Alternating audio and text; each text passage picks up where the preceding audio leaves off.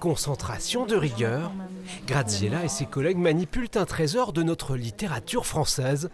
Ce recueil de poèmes narratifs uniques, datant de la fin du XIIIe siècle, trouve sa place pour quelques mois au sein de la Cité internationale de la langue française. Il faut toutes les précautions nécessaires pour les installer. Donc vous voyez bien qu'on peut l'exposer avec un angle d'ouverture qui est réduit pour ne pas trop solliciter la raidure.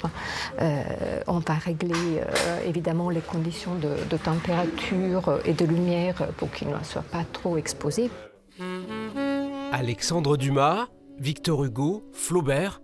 Pour quelques mois, la Cité accueille cette centaine de manuscrits sortis exceptionnellement des réserves de la Bibliothèque nationale de France. Des écrits poignants, comme ces cahiers de l'écrivain Marcel Proust.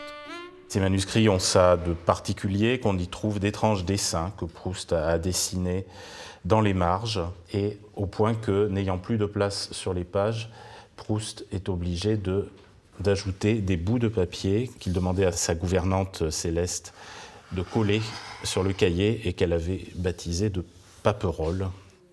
Au fil des vitrines, c'est toute notre littérature française, du Moyen-Âge à nos jours, qui reprend vie. Ce sont parfois des textes célèbres, mais qu'on a l'habitude aujourd'hui de connaître à travers des éditions imprimées. Et on ne se rend pas compte de la matérialité de l'objet, des différents artistes qui ont contribué à la production du manuscrit. Des œuvres qui trouvent naturellement leur place dans un lieu dédié à la langue française. Je pense que c'est une exposition qui peut toucher tous les publics de par son caractère à la fois patrimonial pour les amateurs d'œuvres et de ce côté vraiment ancien, unique, et par les amateurs de littérature aussi qui vont retrouver le geste initial de très grands écrivains français. L'exposition Trésors et secrets d'écriture est à découvrir jusqu'au 1er mars.